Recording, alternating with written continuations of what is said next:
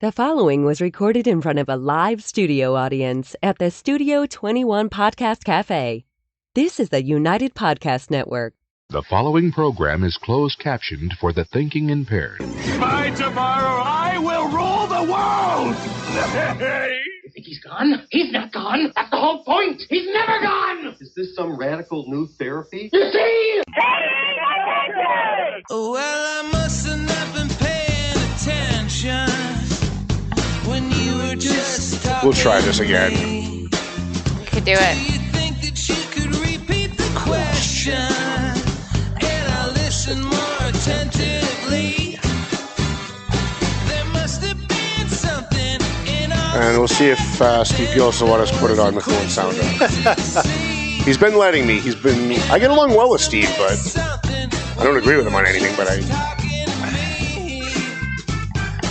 Have do Mark, like him. Have Mark ask him. I don't understand the school of thought that, like, if you're on my show, you agree with everything I say.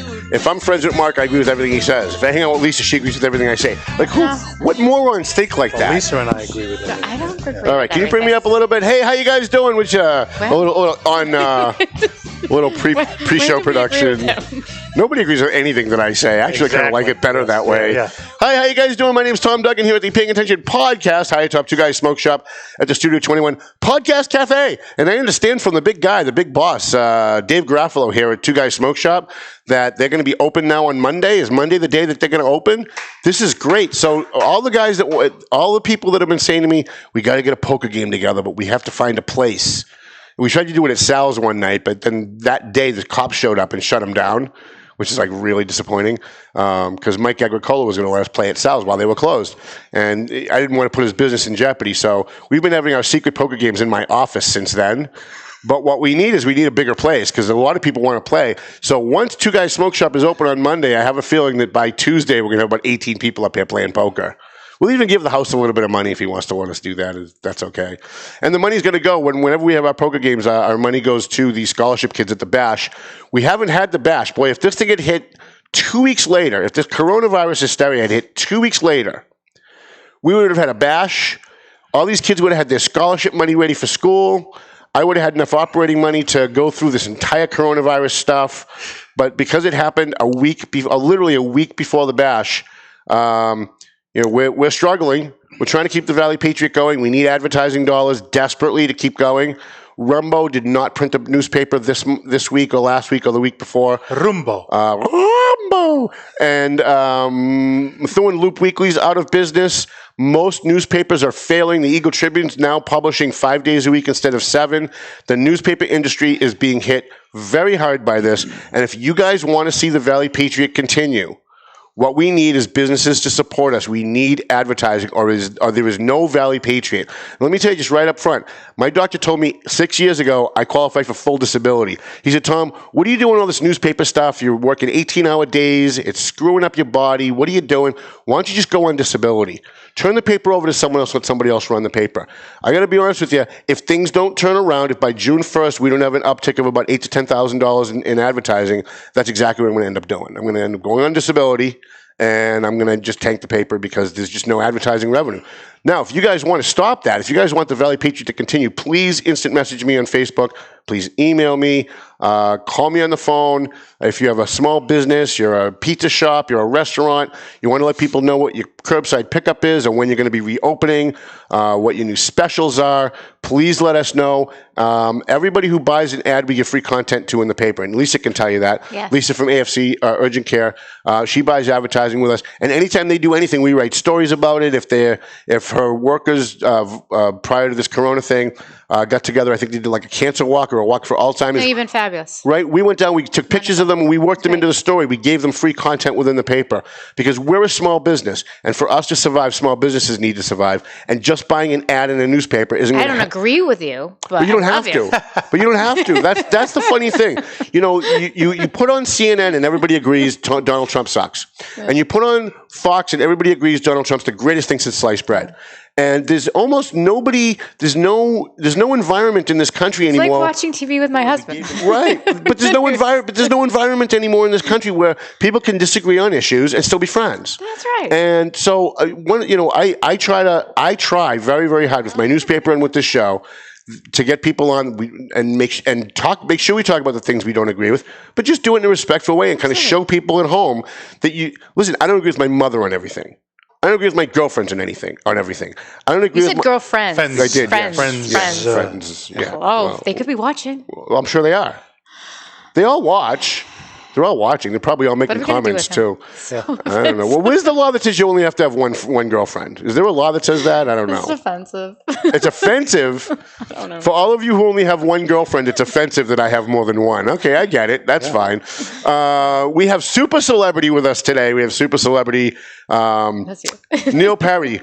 I want to congratulate you, sir. I understand this is your 1,000th appearance on a podcast. I understand you've only been in office 100 days, but this is now your 1,000th podcast on the internet. So I know you're on 8 days a week. On MCTV and all these other shows. Yeah. And I do try to watch them. I got to be honest, it's kind of hard sometimes because you're on so much and it's hard to have that much time to tune in. But what I also understand is that there are a lot of people, especially elderly people, who knew nothing about Facebook, who knew nothing about the internet, that during this coronavirus had to learn and went on Facebook and went online and started learning this stuff and we're now following you. Yep. Who never followed me, never followed the Valley Patriot, don't follow the Eagle Tribune, but they're now starting to follow you. So that's a feather in your cap that you're getting people to pay a little bit more attention to what's going on. Yeah, and I would tell you, it's a little bit different than being in the position you're in, right? And so all we're trying to do with those shows is keep the residents up to date with what we're doing from a city perspective related to the COVID virus, right? Mm-hmm. So we, I say this frequently. The biggest concern I had when I got elected was, how am I going to handle the first big snowstorm? Will I completely screw up? And there's no playbook for this COVID crisis. And I love what you guys said to open the show, and I think it's so important. So I have my detractors out there and people who are taking pot shots at me as well as the people. I think, my favorability rating in the city is pretty high right now, I would say. I bet it is. But I would say this to you. Disagreement's okay if it's respectful. Right. It's when it crosses the line that it's not respectful that I turn off to it. And I think, you and I are a perfect example. So we're friends. And I say this publicly, right? For those people that would like to drive a wedge between us. And trying very hard to do so. Yeah. But so you and I don't agree on every little thing politically and otherwise. Right. And to me, we've become, forget Methuen, forget Lawrence, forget, Merrimack Valley. This has become a nation where if you disagree with me, you're wrong. Right? I'm a bad person. You're a bad person, right? It's even worse than wrong, right? So, and we've got to get by that, right? There's got to be some kind of thoughtful debate about why decisions are made and what went into making the decisions, and then you disagree, that's fine, right? In the end, I sit here and say to you, I'm 62 years old. I say this for the public. I'll be 63 in December. I'm not running on any platform to be a state senator or a state rep. I've had a 40-year career as an executive. Right. I'm not about remaking a career. I'm trying to fix my city, period, so that my kids want to stay in my city. I love my city. And in the COVID crisis, we've seen lots of examples where the city has shined brightly, where the people have really done wonderful things, right? But we're just like every other community. And I take a perfect example, right? The governor made a decision on golf courses today. Right. That's going to be an emotional decision for some people. Some people are going to say, well, how can you open golf courses and not open, churches or this? And that is a good, healthy dialogue that should be had, right? But it doesn't mean if we disagree on what that is, that we should, get into a fist fight and you're a jerk. Right. The problem, and it starts at the national level. It starts with the Democrats versus Republican thing. Yep. The problem at the national level is you can't disagree with Trump and say, I think Trump is wrong. It's Trump is evil. Yeah. You can't disagree with Hillary Clinton on health care. It's Hillary Clinton's a traitor to the country and she hates everybody that's here. Yep. And there's no room for middle ground there. There's no room for people to actually just get along and agree to disagree because they're saying, I see it all the time. I know that there's somebody who works for you who hates Donald Trump during the day, even when he's supposed to be working, is posting things online about how much he hates Donald Trump. Not during the day. And never? I don't know. Not during the day. I don't know. But it doesn't matter because he could be on lunch. So I'm not trying to get him in trouble. I'm just saying, the bottom line is, I'm not a bad person because I disagree with Sharon Pollard on Donald Trump. I agree. And by the way, she's not a bad person for supporting Hillary and hating Donald Trump. All right. I just disagree with her on those issues. And that doesn't mean we can't be civil to each other or even be friendly. Correct. Now, I'm no huge fan of her politics at all. Yep. But we can sit in a room together and we can have coffee. We can talk about things. If she called me tomorrow and said, look, we've got a mutual friend that needs some help. Can we sit down and have a coffee? Can I come by your office? Can we talk about how we can help this guy? I'm not going to say, no, you hate Donald Trump. Is it me? Oh, No, sorry. But what I'm saying is, it's this team sports. It's kind of like I agree. the Yankees are always wrong, and even Right. if Poppy misses second base when he rounds the base, Yeah. if they call him out, everybody in Fenway's going, "Oh, come on!" You can't be a homer. Yeah, I Right, agree with right. You know what I'm saying? So what we need more in this country is for people who disagree Yep. to sit down and publicly disagree and be civil about it and still be friends afterwards. Yep. And I think we are. You said something the last time you heard that we are role models. Yeah. I got a lot of hate mail from that. But in this we are. on this particular topic, we are role models because I disagree with maybe 35 to 40% of the things that you do. Yeah. And I call you up and say, listen, I just want to let you know from my perspective, I think this is totally wrong. I don't think you should be going down this road. Quite frankly, one of them is I don't think a mayor should be driving around with a ticket book, running into ball fields, giving people tickets. But Who would do that? But that doesn't mean that I think you're a bad person. I'm never going to Yeah. speak to you again either. Yep. So these people that email me and say, how can you have Neil Perry on your show? He's evil. He's this, he's that. And the same people are calling you, by the way, going, how can you be hanging out with Duggan? Yep. He's evil. He said a mean thing about teachers one day. Yep. Oh, he badmouthed teachers. Well, yeah, I have a friend who believes we never went to the moon. Yeah. He's one of these conspiracy nuts who thinks it was done in a movie studio, that we never actually went to the moon. I'm not going to not be his friend because I disagree with him on that. You just think he's crazy. I just think he's, on that one issue, I think he's a little nuts. But that doesn't mean I'm not going to hang out with him. It doesn't mean I'm not going to support his business because we're friends, and friendship should always transcend that. Well, and I say, you actually expand your knowledge by not being cliquish. And if you just only hang with people who think the same way you are, then you're becoming part of groupthink. Right. Well, you become part of the problem. You expand your network, you hear different viewpoints, right? And so to me, that's an important part. I don't agree with everything that some of the council members have done here, in my working with them, but that doesn't mean I'm not identifying them as bad people. Right. I disagree with some of the stuff they do, and it's just simply business. I happen to think two of them are bad people, but it's not because I disagree with them publicly. But it's not because I disagree with them publicly. It's because of other stuff. Yeah. But again, let's go back to, and if you ask Jessica Finicaro, she'll tell you. If you ask Steve Saber, and he's honest, he will tell you. When he first got elected and Jessica first got elected, and they were at odds at every meeting, and Tim Wood was writing all those nasty stories about Jessica, I'm the one that called Steve Saber and said, hey, listen, I like you, I endorsed you, I like Jessica, you guys are at odds publicly, it's not good for anybody, can we all sit down, the three of us, have a coffee, and just work everything out so that you're not fighting publicly? Steve Saber's the one who said yes. Yeah. Jessica's the one that said no. Yeah. So when you have people that aren't willing to put things aside, when you have people that aren't willing to work with people that have wronged them in some way or disagree with them in some way, then you get nothing done. Yep. Then you get nothing done. Yep. So, all right. So before we get into all the heavy political stuff, which we are going to do. No. We have like 4 seconds left in the show. Lisa Williams from AFC Urgent Care, one of my favorite people in the world. Hi. One of my favorite people. See, we agree on that. And it's not because she's so incredibly beautiful. Although that is part of it. But it's also because during this corona thing, AFC Urgent Care has been giving free tests and they've been eating the deductible. So that's a role model. And when I asked her about it, she said, please don't bring that up online when we do the show because she's so humble. And wait a minute. The tests are, they, as of April 1st, the government said that they're covered by... They're going to reimburse? Yeah. Okay. Yeah. But before you knew that, you were still willing to do it. And I think that's incredible for you and your husband, Tom Savinelli Williams DeLacy, right? God. I hope he's not watching this. So there's going to be some testing. The new thing that we've heard now is antibody testing. Yes. It's the new craze. It's like the new hula hoop. It's like the new Rubik's Cube. Right. It's what everybody's talking about. I'm aging myself. Is AFC going to be offering antibody testing? Yes. And how is that going to work? So the best way I think people should do it is actually call that 781-430-8161 and speak to a healthcare provider because they will describe it in detail. I mean, people have a hard time understanding a copay. Right. And they will go through everything with them. Okay, great. I think that would be the best thing. Now, is this going to be one of those things where they have to drive up to one of the pods and they have to... Yeah. The pods are cute. They're cute, I agree. Yeah, but you know what's even cuter?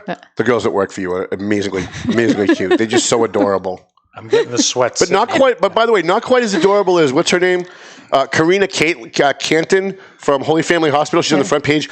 I saw this picture on Facebook, and I said, "This girl is so friggin' adorable." She reminds me of my daughter. She's so adorable. We have to put this on the front page of the paper. She is pretty cute. She is adorable from Holy Family. We love Holy Family. Are you working with Holy Family on this stuff? Yes. So we are an affiliate of Holy Family Hospital. And I don't know if you knew this, but our center in Methuen actually was owned by Holy Family. Oh, no kidding. Yes.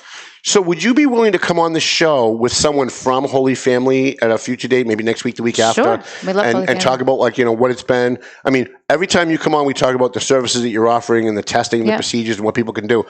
But I really want you guys to come on and talk about how this has affected you guys, too, and your business and your employees. And I think that would be a pretty interesting show, and talk about some of the heroes. You guys are heroes. The people that work for you are heroes. Oh, yeah. The nurses at Holy Family are heroes. Absolutely. The nurses and the X-ray techs and the nurses' aides and all the people on the front lines at the various hospitals, they really are. One of the things that's great about this coronavirus thing, if you can look for a silver lining, before this we thought heroes were sports figures and people in Hollywood and politicians, and now we realize that they're not. Now we realize it's the police officers, the nurses, the firefighters, the doctors, the people that are on the front line when something like this happens. Because I don't see Jose Canseco out there giving people free testing. You know what I'm saying? I don't see Nancy Pelosi. I don't know. Is he still playing? Is he playing baseball? No. I don't know anything about sports, so No. I made a lot of money on his rookie card. That's the only reason why I know Jose Canseco. But we don't see these celebrities being heroes anymore, at least not right now. And maybe we'll go back to that when everything is back to normal and we'll forget. But I hope we don't, because I think after all this is over, we should all remain in our mind, in the forefront of our mind, that the true heroes in our society are not the idiots in Hollywood that are preaching morality while they're running around doing all kinds of crazy stuff. It's the people that are out there making our lives better and putting their health and the future happiness of their family at risk by being on the front line and dealing with this COVID-19 and that thing. includes people working at supermarkets, and absolutely, other things, right? So that, you know, there's a lot of people contributing to keeping the ball rolling, if you will, right? So, now, I understand you've been driving around with people. You've been driving around doing these caravan parades, and I'm a little. Those are so nice. I see those, and I think it's cute. But I got to be honest, because I'm a self-serving person. I'm a self-serving SOP.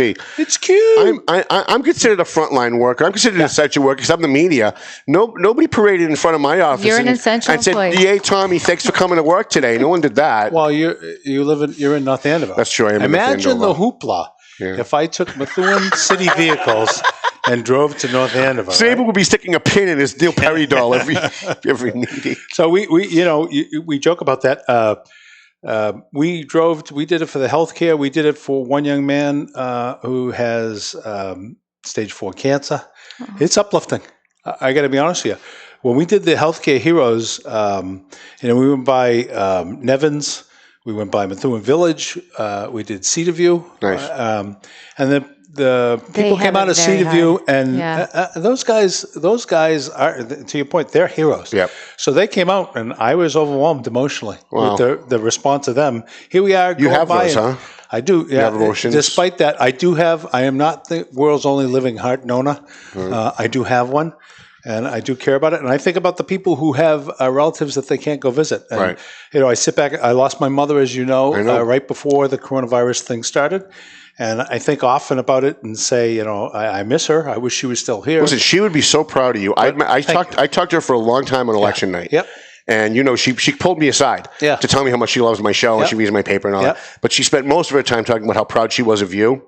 And she said, and I didn't get to see him a lot during the campaign, but you know what? He's doing such good work. It doesn't matter. Yeah. I know he's doing what he thinks is good for the community. Yeah. So I know you feel, I know you feel as though you should have been there more for her because of the campaign. You couldn't have been. Yeah. But let me tell you something. If I died tomorrow, I wouldn't want my daughter to feel that way if she was out there trying to do something for her community and she wasn't able to be there for me. So I think your mother would want you to continue doing what you're doing and not feel as though that you should have been there more for her because she was by your side, whether it was in your head or she was standing there. She was there. Yeah, she was a fighter.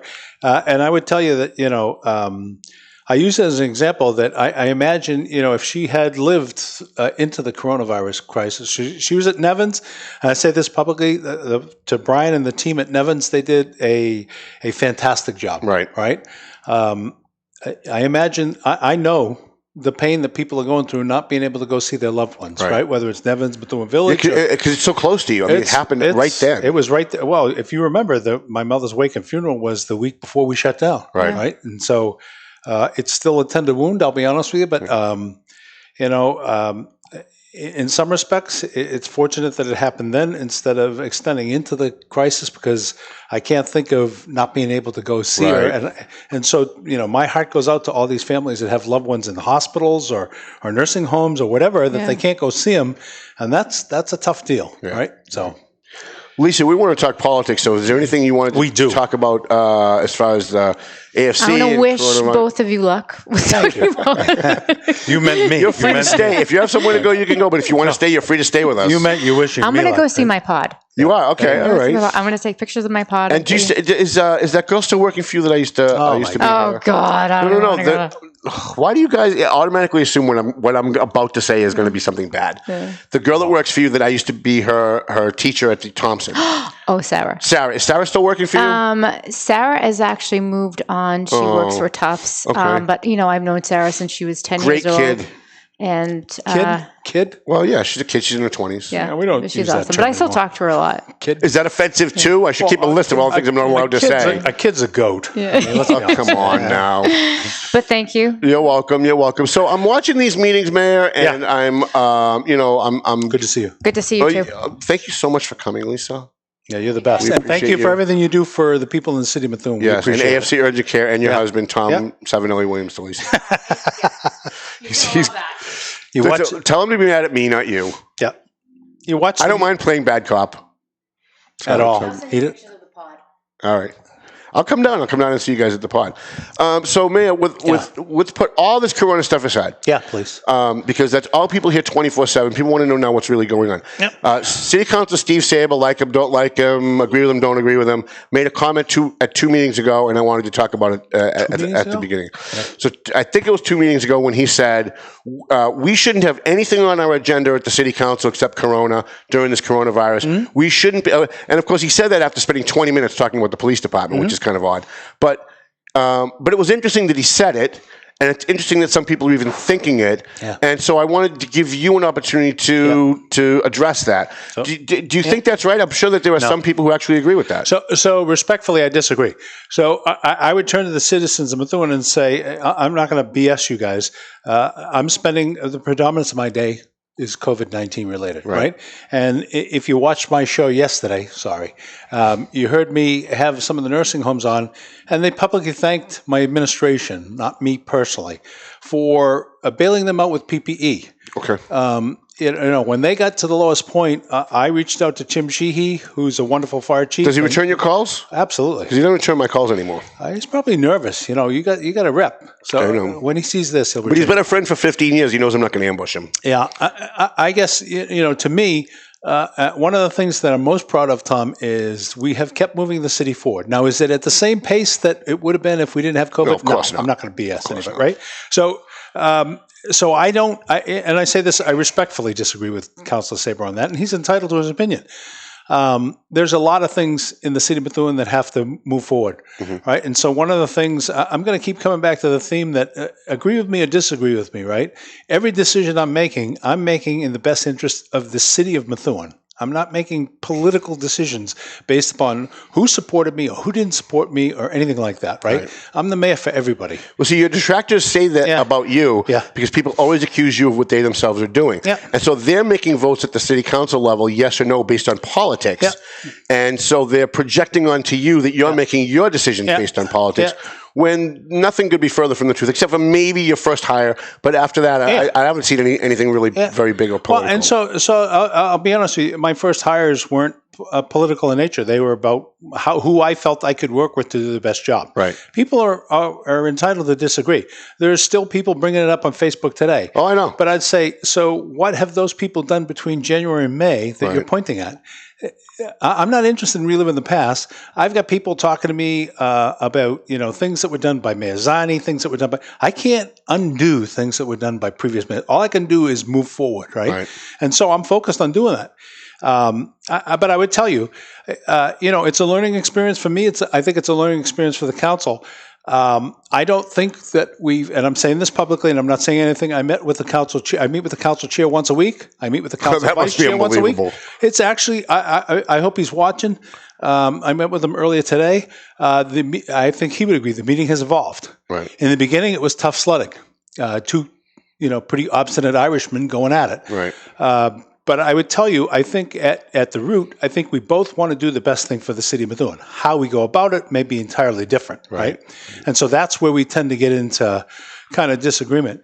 Today's discussion, with the chair, he found the discussion that we had with some IT management professionals the other night extremely informative. And so to me, that's a good thing, right? The discussion is open and honest, and I tell him what I'm thinking, and I tell him, what I'm going to bring to the next council session. And I'm quickly realizing I think I have to do more of that with all of the councils. Now, having said that, some of the councils don't respond to me at all. Right. And I've reached out to them, and so they're definitely setting a tone. And I say to the citizens of Methuen, I'm going to try to do the best I can. Right. So the relationship with the whole council is developing. There are certain councilors, and there's certain things that are happening, and I'm not going to dodge it. I'll point out Council Finicchiaro. Okay, right? But do it slowly because I'm going to enjoy this really, really a lot. All right, so let me give you an example. So 2 meetings ago, or 3 meetings ago, she took a poke at me saying, Mayor, when we look at the vendor payments, you're paying more than the previous 2 mayors. Now that is, to me, that's a shot. It was never communicated. She could have called me up and said anything to me before the meeting. Mm-hmm. That's a gotcha delivered in the meeting. Right. And when you look at peel back the facts, I'm happy to show you this. This is a memo I wrote to her in response to it that said, when you peel the onion back, if you take out the money spent on 5 Corners, which was approved before me, I've spent far less than any mayor before me. Right. Right, in vendor payments. Now, the words were chosen carefully, and I don't want to excite the residents of Methuen. I'm not anti-Council Finicchiaro. But you endorsed her. I did. But transparency means telling the truth. See where that gets you. Right? Transparency means telling the truth. And telling the truth is not bending the facts so that you can use them to make a play. Right. And so the councilor said, Mayor, you've spent more in vendor payments than the previous 2 mayors. The facts don't bear that out. Yet when I sent the memo to her, not a response from her. And no, go back in front of the council saying, I was wrong to say that in the previous meeting. And to me, that kind of crosses a line, right? Because, people say, well, why are you still going to the Tom Duggan show, right? And I told you what? I gave my word. Right. And I keep my word on everything. And people don't like it sometimes, but it is what it is. But I bet if you didn't give your word, you'd still be coming because it's a vehicle to get the word out. I would. And so I use that as an example. We had a recent one where we had a dialogue over, how the council back up information. And it's in sound off today in the Tribune. Oh, by the way, I don't read the Tribune, but I watched that, and that was a great discussion. Yeah. Because even though in theory Jessica was right, in practice she's wrong. Well, so let me tell you. So just so the public knows. So the backstory is the previous council meeting. Council Finicchiaro came after me because the things weren't on the website. I'm not going to throw anybody under the bus. The council has the responsibility to get the documents to somebody who works for the city who puts it on the website. Right. That didn't happen.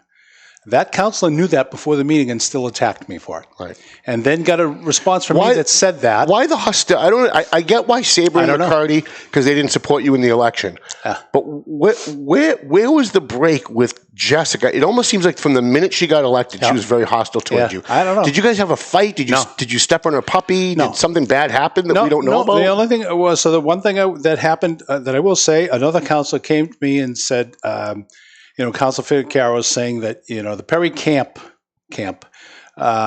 won't support her for being chair because she won't rubber stamp everything. Right. It goes back to the chair. I don't know if you remember that, right? Now, I don't know if it's related to that because I say, other than that, I had no conversations with Councilor You're right. Finicchiaro. It goes back to council chairman. But she got 1 vote, right? But I use this, she got 1 vote. I use this as a point saying when I talked to Council Finicchiaro, I solicited no councilor about being chair or getting my support to be chair. Right. And that's the truth. Right. And they all know that. And honestly, whoever became chair became chair. Right. That's my approach. Now, did other people disagree with that? Absolutely. I disagreed with that. Yeah. I wanted Eunice Ziegler Correct. because of everybody. Jessica seemed very hostile toward you for some reason right after the election. Yeah. And she was very controversial. Yeah. Steve Saber and Jim McCarty are very controversial. And Eunice is not controversial. So I was calling people saying, listen, if we want to have a council that's going to move forward and put aside all the stuff from the last 2 years, why don't we get a new person in there that kind of gets along with everybody, like Eunice? But as soon as the Sabers and the McCartys, and especially Jessica, found out that I was making phone calls for Eunice, suddenly Eunice was evil. Yeah. And if you watch those meetings, the way they treat her now, I feel bad, and I feel responsible for it because they're treating her bad because I wanted her to be council president, and that was. I mean, I want to go back. If you're making your decisions based on what Tom Duggan wants, then shame on you. Yeah, I want to go back and say the only conversation I had related to it is when Councilor Finnicchiaro was decorating her tree at the Festival of Trees. I called her aside and I said, "Hey, listen, I just want to be crystal clear. People are saying that you're saying this, and I want to tell you my expectations. If you become council chair or any councilor, my expectation is not that you rubber stamp things I bring to you. Right. I'm not wired that way. And Eunice wouldn't have rubber stamped anything. Right. So if I bring you something that you think is crap, vote against it. Right. If I bring you something that you think is good, support it. Right. And in my mind, the opposite is playing itself out here. Right. So it is what it is. There's definite an issue there. Yeah. I think she's just so hurt. Listen, I supported Jessica. Yeah. I might even support her again. Yeah. The jury's out on that. Up until 2 weeks ago, I was saying I'm still going to support her, but now I'm not sure. Yeah. But that can always change, I guess. But I supported Jessica. I like Jessica. Jessica, I've always considered a friend. She helps us with our bash. Yeah. She helps us with our scholarship kids at the Vogue. She's a good person. And she's still welcome to come and do that, even after all this. I'm more than happy to have her there. Use our earlier discussion. Doesn't make her a bad person. No. Right? So I just disagree with suddenly she's. I mean, think about this. Saber and McCarty are at war with me every day, right? Yeah. Every day they're bad-mouthing me, bad-mouthing my paper. I'm an evil person. I'm terrible. You know how that started? It started because 2 years earlier, Saber and Jessica were at war, and I took Jessica's side. Mm. So they hate me because I took Jessica's side, and now here we are. I blink, and 2 years later, and she's on their side. Yeah. And I don't get. I mean, I think this. I guess what I'd say to you is I don't get the whole side discussion, and part of it is, and so as I look at my performance, I've got a lot of positive feedback from people. Some people say, "Oh, you're different." I would tell you, maybe coming in from private industry, it's a little bit easier to be open and transparent in private industry, right? In the public domain, people have agendas. Right. It's unfortunate to say that, but they do. And so I've tried to be as open, and I say this categorically for the people in Methuen and hopefully the department heads who work for me, would back this up, I think, right? I am a pretty open book and easy to read, right? I'm not hiding anything. And I'll go back to a decision that I made that did not work well, right? And so, I nominated Andrew Wall to be the treasurer. I had a 30-year certified treasurer-collector come to me and say, this is the right candidate. I interviewed the two finalists, and I said, he's the right guy. And so I made a decision to meet with the councils in group of three, not because I was trying to make some backroom deal, as some has alleged. Right. And I addressed this to Steve Gillis. So you have to use facts once in a while instead of rumors. The rumors are a better story. But I met with the councilors in groups of three. And all I met with them to say was, don't take my word for it. Go to the Mass Treasurer Collectors Society and ask them, right? The process for most treasurer collectors is they get certified on the job. It's not like being the superintendent of schools. And I did that because I understood the Judy Scannell thing still had a pall over the city. Mm-hmm. And so, I met with the three groups of three. And was accused afterwards of trying to, make a backroom deal. That's not what this is about. Did you offer anybody, like, if you vote for this guy, I'll take care of this for you? No. So that's what a backroom deal would be. And what's interesting is you do that. Every mayor, by the way, does that. Dan Rivera does it. Ferrantini does it. Yeah. When you have a perspective. I don't know what that is. My furniture's being delivered. When you have a perspective like I do, because I cover 51 cities and towns, and I see what all the communities do, and then I look at Methuen and the people in Methuen who don't pay attention to anything around them, they don't pay attention to any other, they see something and they automatically assume the worst without even just bothering to Google, for example, DJ Beauregard made a comment after the Arthur Hardy civil service situation. Now, the civil service said that Officer Hardy was to be put back in his job and that the punishment was too harsh, but also said, by the way, to be fair, that what he did was incompetent. And so DJ's comment was, well, this proves mismanagement by the police department, right? And so he gave me that quote, and I published it, and then I called you and said, do you agree with that? You said, no, you don't agree with that. Yeah. And so, but it doesn't make, so I love, it doesn't make DJ Beauregard and I lifelong enemies because we disagreed on the one issue, right? So I read the whole decision from the arbiter. There were some who probably wanted me to appeal that decision. I'm not going to do that. I am trying to heal the wounds and move Methuen forward, right? I read, if you remember, the city council sent me a letter about a month and a half before the decision saying, hey, you should intercede and bring him back. I didn't do that. I didn't do that not because I don't like Arthur Hardy. It has nothing to do with that. I wasn't involved in the discussion or the arbitration, right? It's not for me when it's already been in the arbitrator's hands, right? So somebody made a comment, I forget who it was, and it doesn't matter, that says, how can you make, a decision in front of arbitration with the superiors and then not make one on Arthur Hardy? And the difference was one was before arbitration and one was already arbitrated. So, when the arbitration's already happened, it's time to sit back and wait for the decision.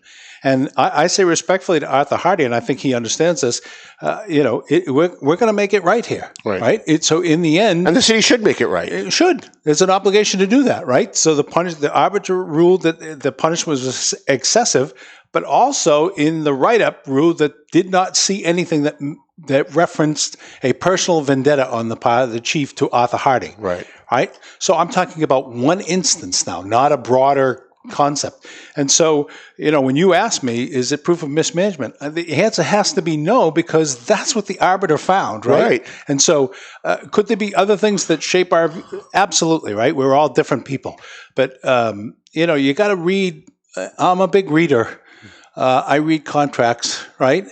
And there's lots... reading a contract or reading a decision like that or reading the findings as it happened. I read the filings in the arbitration case the weekend before the arbiter made the ruling. And when I got the letter from the council, I reached out, as the city solicitor would tell you, and said, hey, find out from the arbiter when she's going to make the decision.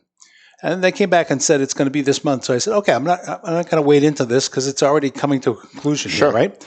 But I read the filings that the police union, the patrolmen's union put forth in the argument of the case, and I read what the city put forth.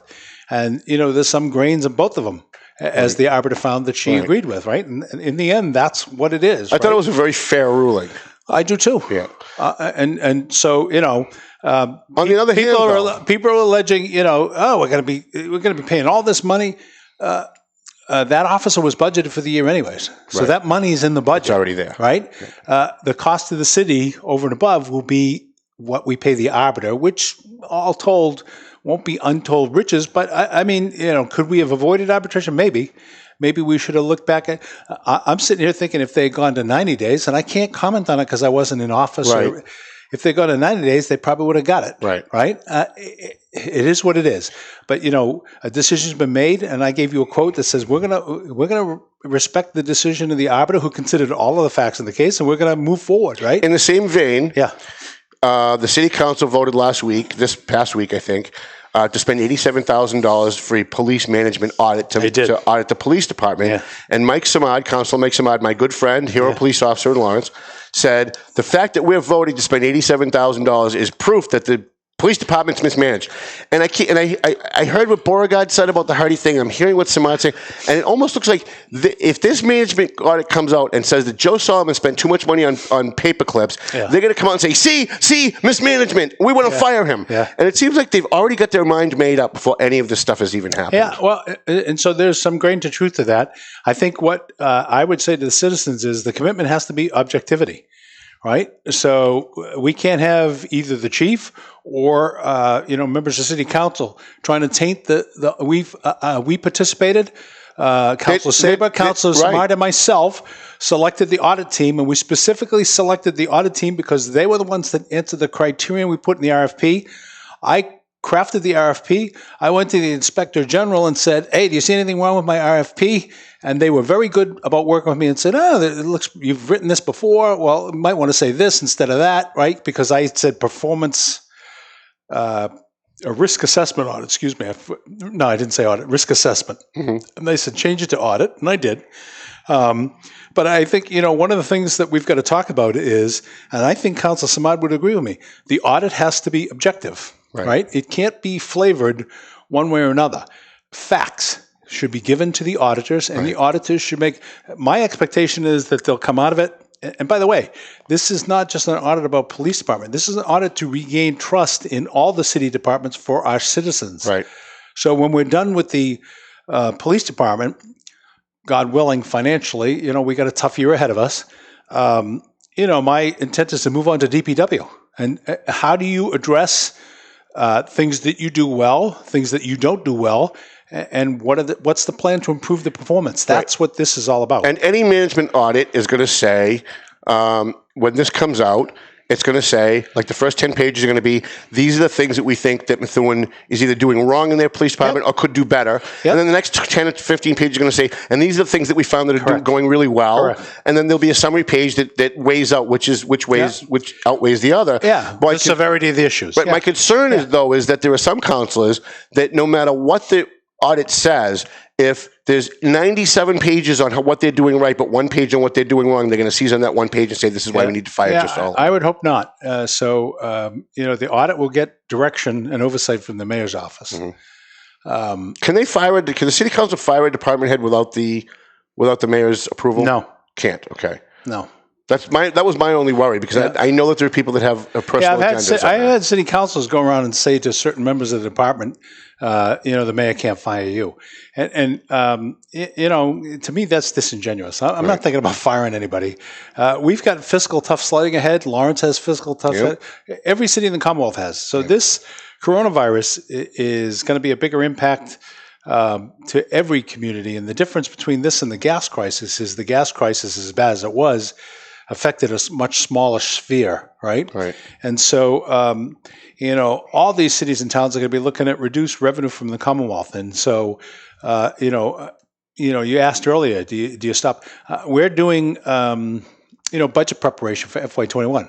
And my department heads would tell you, the city department heads, I should say, not mine, would tell you that, I'm talking to them about some of the things that we're going to have to do to kind of get in the box, because we're making an estimate on what the revenue impact will be and trying to understand, what are the things that we have to do to kind of keep the city whole. But I say this publicly, I'm not looking at layoffs, and I say this for the people that work for the city of Methuen, those would be a last-ditch effort, right? We've got several departments. I use the DPW as an example. I know that's a soap that, we've had vacancies there for a number of years. So to me, we're about to the committee's about to make a recommendation to me on the finalist for the DPW director. That's a good thing. We hired a new HR director. Her name is Lisa Crowley. She's been at work 3 weeks. She's a breath of fresh air. She's outstanding and very supportive. I say that publicly, but I don't want her to hear that because she's not a Methuen resident. No, she's doing a great job. We couldn't be happier, and she's helped on a number of fronts. And we're about to hire a new treasurer collector. And I go back to and we're going to get lucky and get somebody who's certified. And I got to be honest with you, people are going to say, look we caught Neil. We tried to get that. Yeah, it's all this gotcha stuff. We're extremely lucky to get this, right? And I'm not going to say who it is because the person's employed elsewhere, but it's a tough sledding, right? So we're trying to get, we're trying to move the city forward. And I would say the biggest thing that we have to do, the council and me, is communicate even more and get off the we they. I get that there was a we they in prior administrations. That's not what this is about, and I'm not trying to fool anybody, right? I'm being completely transparent and upfront. Way back in January, we had a presentation on presenting financial numbers. That's people say, well, why were you? I wasn't against that. We're going to post. What worried me Those 4 incomplete sentences, and I didn't understand any of them. So we had a council member who used a specific product to show transparency in showing financial numbers to the public. And we're going to do that. But that product that was displayed costs money. Right? So we may have to do it a different way. Right? In fact, DLS actually provides graphs and numerics on each city's performance on spending, on payables, on receivables, on a whole number of different factors. And we'll probably use those to start, right? Because next year looks a little bumpy financially. But I'm happy to provide any resident with Methuen any information about spending or where their money is going, because that's the obligation. We work for them. Not the other way. Right. Now, Jessica Finicaro submitted an item on the last agenda about whistleblowing. And I thought this was that was Samar. I thought it was Jessica that pushed the whistleblower. I think it was Samar. My mistake about a whistleblower. And their big concern is that, at least they say their big concern is, they want to protect police officers that are feeding them negative information about Joe Solomon. Let's just call it what it is, right? That's what it is. They have police officers that hate Joe Solomon, that work in the department, that are feeding them intel. A lot of it not true. Some of it is true. And they wanted to make sure that there was no retaliation against those people. A couple of things on this. I'm a First Amendment guy. I love whistleblower laws. I think the whistleblower law that we have in the state means that if somebody in the police department wants to come to the Valley Patriot and blow the whistle because the chief or a captain is stealing money or breaking a law, fine. Come to me. I'll be happy to write that story, and you're covered under the whistleblower law. They can't retaliate. But going outside the chain of command and not complaining to your supervisor as is dictated by the chain of command, whether it's the police department, the DPW, or the schools, wherever it is, there's a chain of command you have to go through. And once you've exhausted that chain of command, if you're not getting satisfactory, if it isn't being done, if the problem isn't being rectified, then you blow the whistle, going to a city councilor, going to a city or going to a state rep, or coming to the press, or going to the AG's office, right? Yeah. The way they wrote it, I'm part of the process, and the HR director is part of the process. So at least that's good. So I come from, Raytheon, that I should mention, has a very strong ethics program, and they have a 1-800 number you can call and say, hey, Neil Perry, I think he's making side deals on this or that. But they also have the structure around it that separates the chaff from the wheat. And that's the important part, right? That says you have to realize that sometimes you're going to get the employee, and I'm not talking just police, because it's more than police in my mind, right? Any Methuen employee should be able to call and say, hey, I've been treated unjustly, and here's how. Right. What the process has to take into consideration is whether or not that is legitimate or not, right? Because I don't know the statistics at Raytheon, but I would tell you that there's X percentage that are just, I got disciplined by my supervisor, so now I'm going to pay him or her back, right? I'm going to. You've always got a percentage of malcontents in any workplace situation, whether it's school department, DPW, whatever. You're always, and those are always going to be the people who are pretending that they're whistleblowers, and they're always going to be trying to circumvent the process to try and get somebody in trouble that they don't like.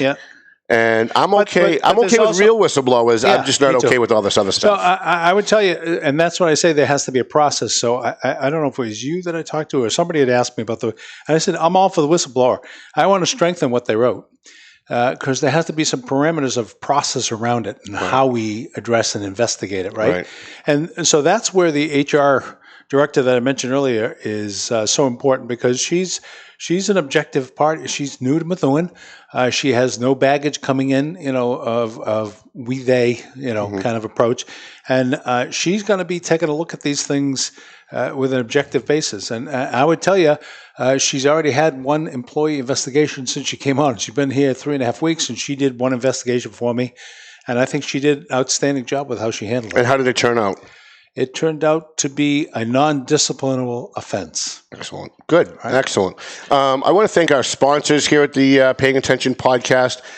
We are going to need more sponsors because as this Corona thing is continuing here, at least for Massachusetts, we're still closed down until the 18th, so we've lost a couple of sponsors just because of that. I know at least one of our sponsors went out of business because of COVID-19. But we want to thank McLennan Real Estate. We love Matt and Sam and Janet and everybody over there. AFC Urgent Care. We had Lisa here earlier. Marseille and Son Construction. The Police Superior Officers Union, who everybody says I only support because they pay me, because they sponsor the show. But it's absolutely ridiculous because I was supporting them for years and years and years before that. Climate Designs Horizons Home Care, who's not an official sponsor this month, but we want to give them a free plug because they're on the front lines and they're putting themselves at risk. Mm-hmm. And did you see what I brought you? I brought you did. I got myself a turkey sub from Morelli's on the way up here, and I got you a grilled ham and cheese because a little birdie told me that's what you like. John Smariglo, he knows me like a book. He does. I went into Morelli's and I said, "Hey, listen, I know that Fridays is the grilled ham and cheese special, but the mayor really wants one today. Could you guys make a special one for him?" Right. And they were like, "Yeah, sure. If it's for the mayor, we love him." Yeah, so he's a perfect example of when I talk about people in the community that have stepped up. Yep.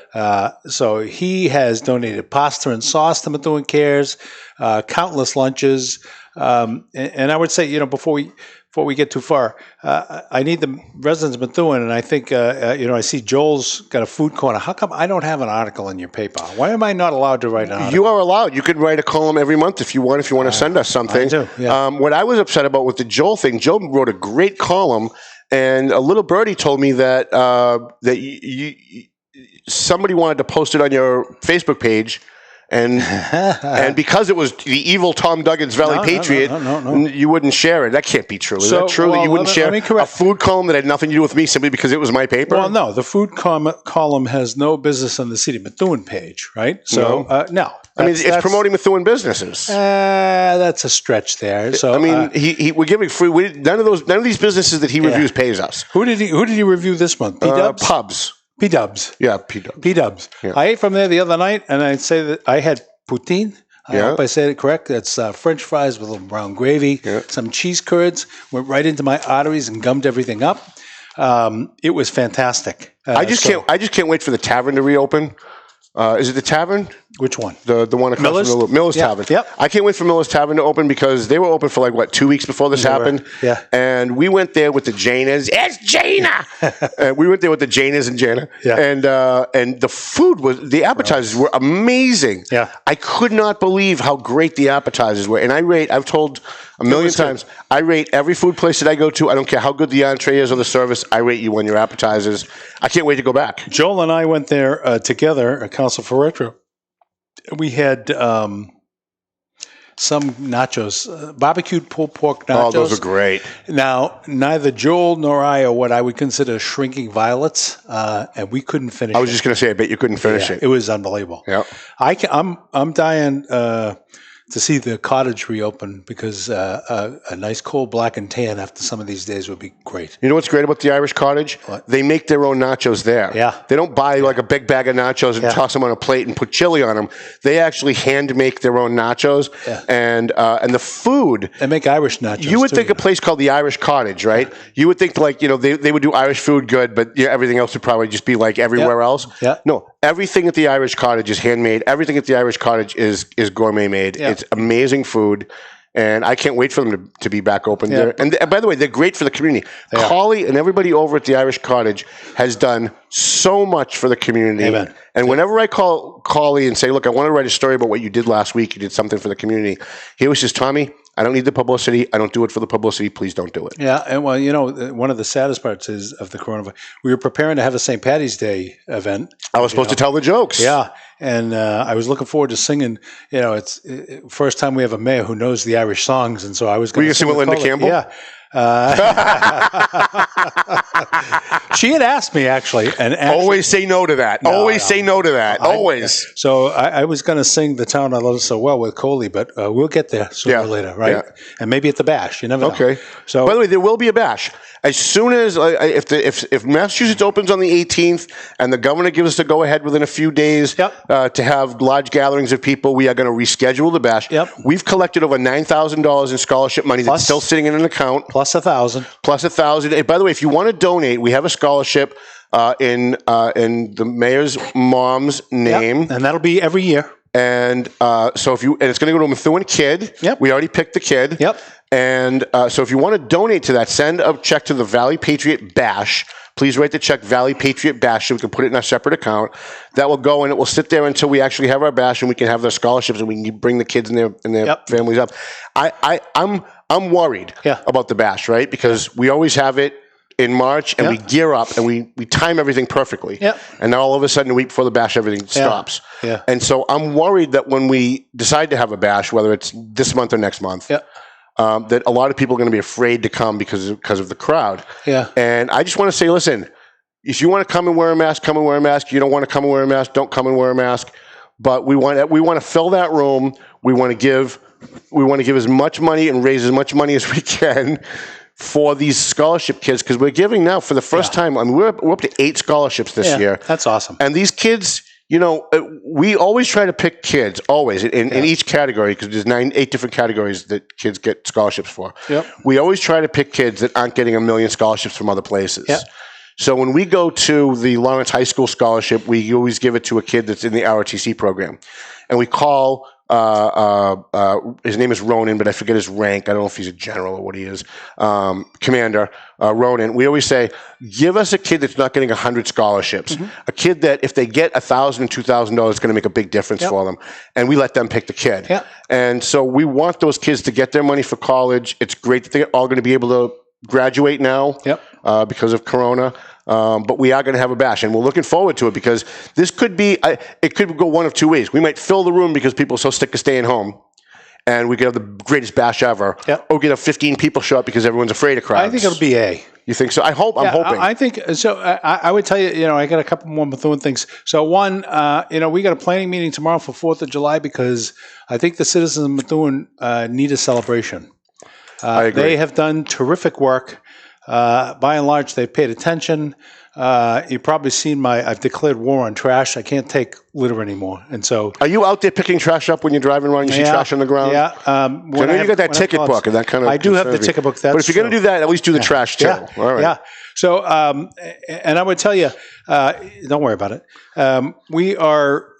There's lots of good examples. So, you brought up the scholarship. So we got Cheryl Horan, who I think who's done a great job with the Methuen Scholarship Foundation, and we're going to I owe them money. So, by the way, if you're looking at your list, I will send you a check. I apologize. So she's done a great job, and she's volunteered nursing time for the city. And Karen Ferrulo has volunteered nursing time. Karen's the best. Yeah, Marlene Sheehy, some great Amy Ewing, our DPH nurse.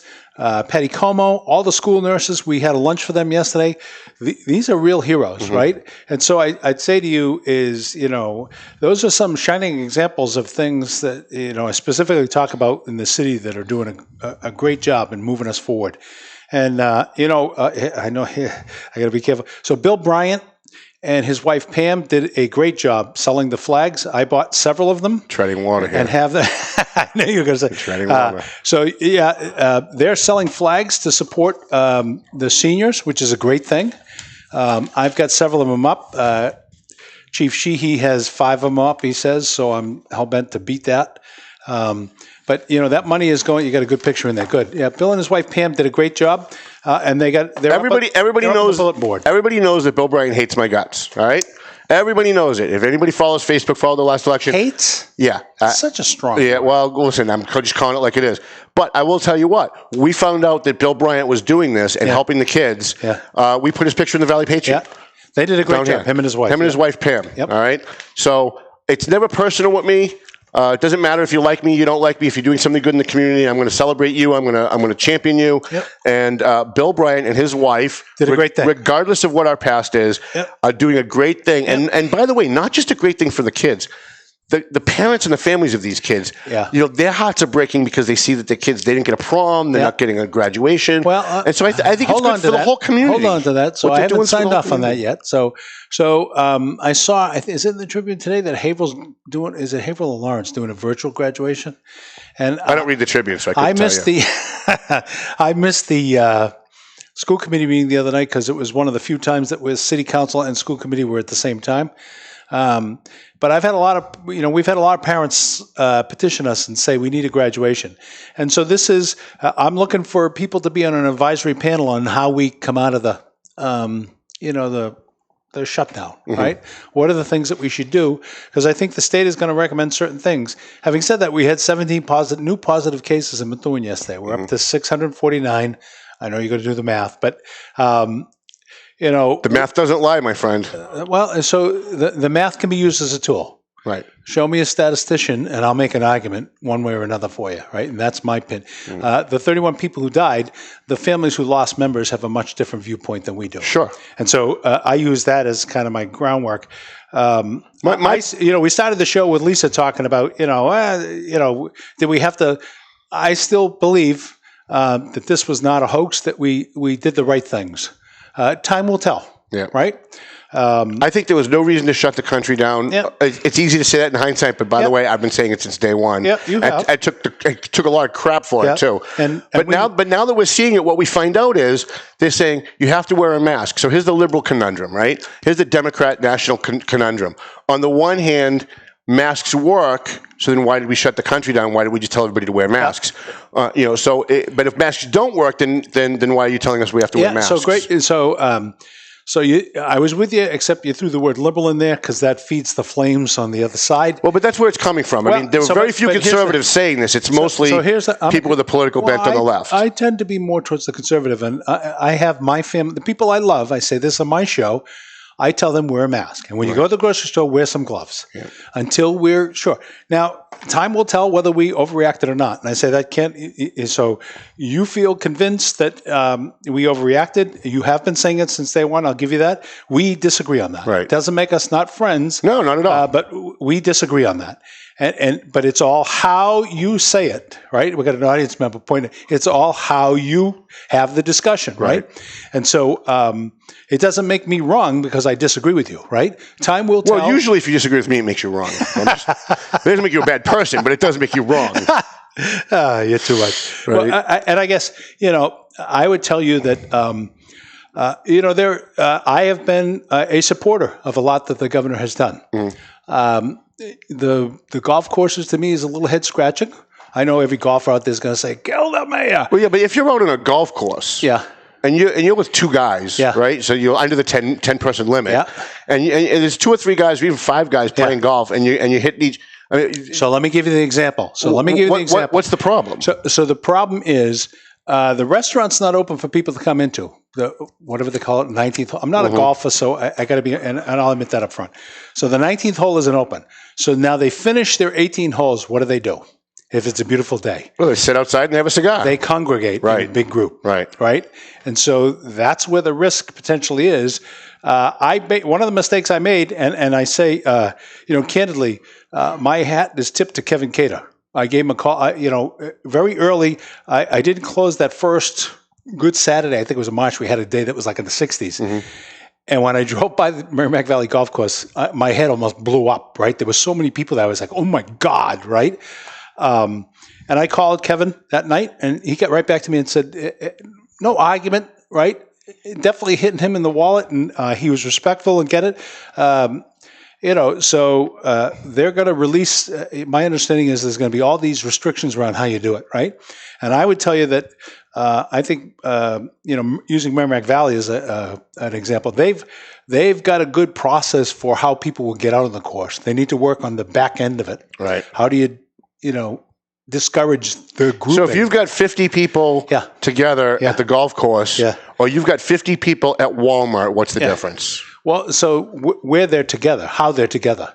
So you don't have 50 people at Walmart within 6 feet of each other. Right. And so my experience on golf courses, and limited, I'll admit to that, is that when folks are done, knocking it around, they want to talk about the round. Right. It's a great thing to do on a great day. And I don't want people, just because I don't golf doesn't mean I'm not a golf supporter. So as soon as it's safe to do so, we do the right things. But, we're going to take a look at what the governor says, what the requirements are for opening the golf courses, because he's saying he's going to open it. He's going to put some conditions there that say you must do this and you must do that. And those are the kind of things that you got to pay attention to. This May 18th thing, before we wrap up, we're not going to go, to bed on the 18th and 19th, everything comes back to normal. That's the way it should be. That's the way we shut down the country. That's the way we should open it up. That's not the way we shut down. I want to disagree with you on that. That's not what happened. It was gradual. So there are people posting articles from the Surgeon General in the early March timeframe saying wearing masks is a waste of time. Right. And that was the prevalent thought at the beginning of March. It was a lie. They told us if we wore a mask, we were more likely to get the virus, and that was a lie too. Right. So this goes back to my original thing. A lie or a decision made with limited facts, right? So they're trying to get out in front of it. They did it because they didn't want to deplete the supply that was going to the medical workers. So they lied to us and told us not to wear masks, that there would be enough masks for the medical workers. And they've admitted that. And thank God they've admitted that. At least there's one facet of government that admits when they lie about something. I have a question for you. Sure. Who shot Kennedy? Lee Harvey Oswald. Okay. Shot Kennedy. All right. Listen, I'm not a conspiracy guy. I think we went. Just checking. Listen, I think we went to the moon. I think John Kennedy was killed by Lee Harvey Oswald. I'm not a conspiracy guy. However, when a conspiracy actually happens, you've got to look at it and go, "Hey, wait a minute. We shut down the greatest economy in human history instead of just wearing masks." Yeah. And now they're saying that we can wear masks. And they could say hindsight is 20/20, but I think Trump was snookered by all of these so-called experts. I think our governors are all just feckless. I think they just do whatever they're told. They don't know anything about health, so they just listen to these so-called experts. Did you see Warren Buffett? And I didn't. Did you see Warren Buffett last week? He did the Berkshire Hathaway. So he's pretty revered as a financial wizard, right? Mm-hmm. He's got a lot of money. Yeah. That's what I'm trying to say kindly. Give some to me. And his, I would appeal to him for a scholarship if I was you. Berkshire Hathaway, when they do their annual meeting, there's some financial advice given that a lot of people pay attention to. His view is that the American economy will recover. Well, I think we will. And I think it would be great if we could just go, just the way we shut the country down on the 18th, everything just opens up. Let's all go back to what we were doing.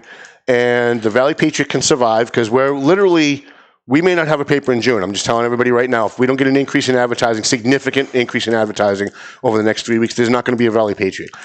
We survived 16 years, and we've survived 5 lawsuits, and we've survived a breakup on the board, and we've survived a personal breakup, and the one thing that may put us out of business is COVID-19 because somebody decided somewhere that shutting down the country was the way to handle it. And so I've got advertisers that aren't even open. How do they pay for advertising? How do they take advantage of the advertising? Yeah.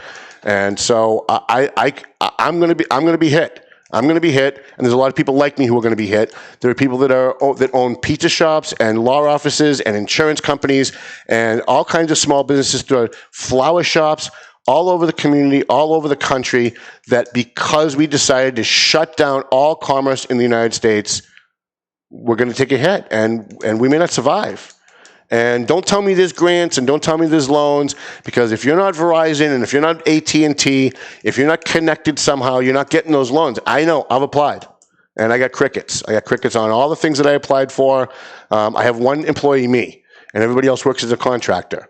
So that automatically knocked me out of 80% of the things that were offered to people. My column will bring you some advertising. Will it? All right. Well, listen, let's do a column in the Valley Patriot. Well, can we call it Methuen Matters? I really like that name. That's like my favorite name. I want to call it that. No, we can't call it. Can we call it What Matters in Methuen? That you could call it. Let's call it What Matters in Methuen. And every month, but here's what I don't want. And this is what I had this conversation with Linda Campbell a couple of times. Yeah. I don't want whatever you're going to give to us to be in any other newspaper because we're a monthly. I get it. And what happens is people will pick up another paper, they'll read your column. Then if they pick up my paper somewhere and they see your column, they're going to go, oh, I already read this. They're going to think they read the same paper. I don't have any other column. All right. Well, good. Well, listen, he is a competitor technically, but Steve Whipple at Methuen Life. Great guy. Love him. Is also struggling. And it's funny. We started off this business being enemies, and we ended up, after Tim Wood, we ended up being friends. And so if you can do something to help him as well, listen, absolutely. I need all the help. I can write 2 different articles. I need all the help that I can get, but I have to tell you, I want to do a personal ask for Steve Whipple, because I respect that he's in this business, and I respect that he does it right, and I respect that he's no Tim Wood. He's not trying to tip the scale on stories. He's just out there trying to do good work. So, and by the way, just I paid you for the Methuen Cares ad today, just so the people that came from Neil Perry's checking account, not from the city. I think people knew that, because otherwise there were councilors that would have been yelling and screaming at the last meeting. Well, I was waiting for them to do it. I was waiting for them to say, "Did we spend city money on this Methuen Cares ad in the evil Valley Patriot?" No. But I do appreciate that. And, the newspaper industry is dying anyway. And it would be really sad to have local community newspapers go under because, let's face it, a lot of the elderly aren't on Facebook. They're not on Twitter. They're not getting their information from social media, and they need community newspapers to inform them as to what's going on and how things are happening at the local level. Yep. And I'm not saying it because it's my paper. Yeah. I've always loved community newspapers. Before this, I used to write for a paper called Rumbo. Yep. Before that, I wrote Rumbo. And before that, I wrote for the North End of a Citizen. And before that, I wrote for Massachusetts News, under the old Ed Pollock. I've always thought journalism was very, very important, especially locally to a community, because that's what shows the community. That shows, you get the Elks Club doing this and the Rotary Club doing that, and who's helping the community. So we need the help, for sure. We need the help. Well, count me in. I'll help. Well, listen, I appreciate that. We're going to start with what matters in Methuen.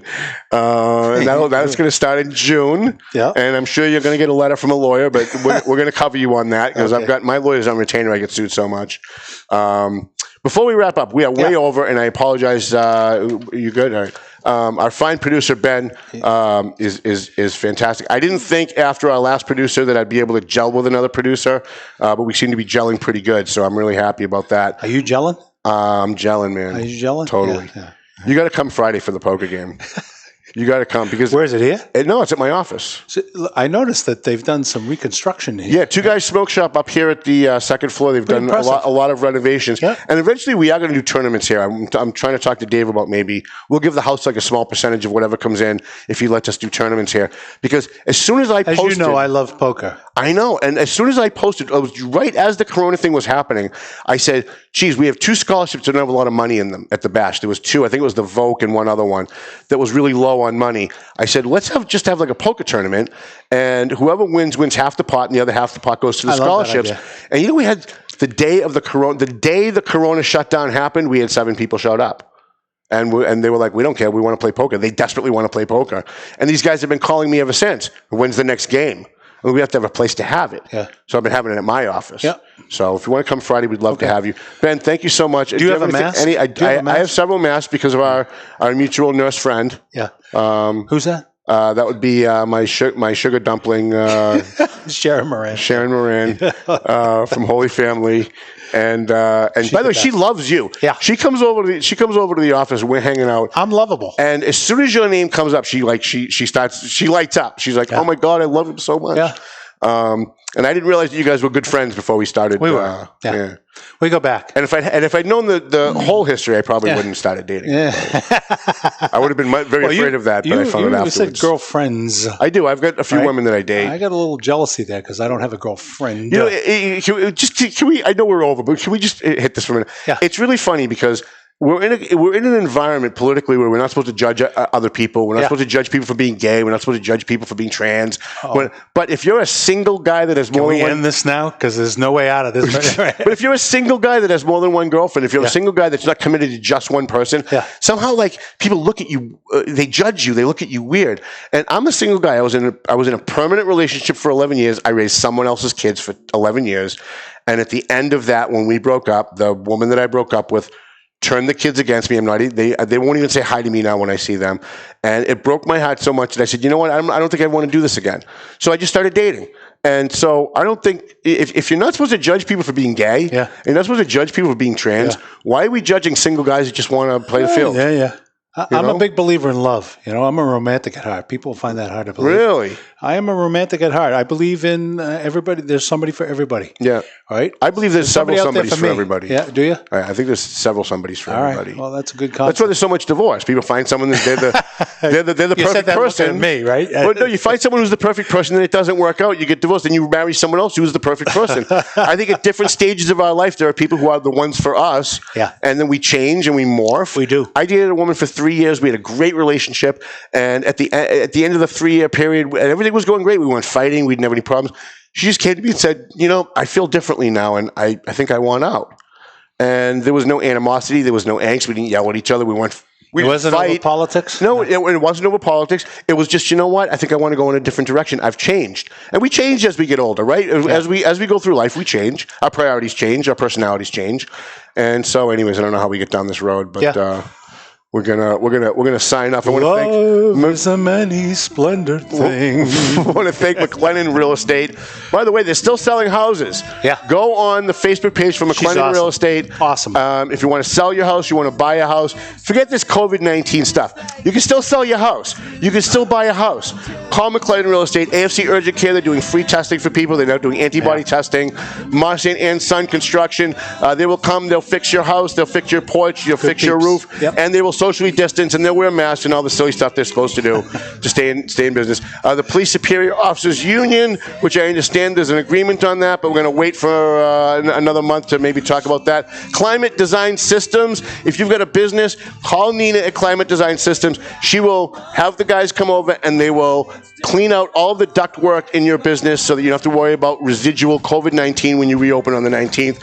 Horizon Home Care, a free plug for them. Borelli's Deli, I'm going to be eating my sub the minute we go offline. He's I got the you best. Don Smurgler, Don Smurgler is the best. And another free plug for, only because we desperately want them to advertise with us, JG's Ice Cream. We love the Jafrita boys. They're the best. We do. They're the best. I actually did DoorDash from JG's.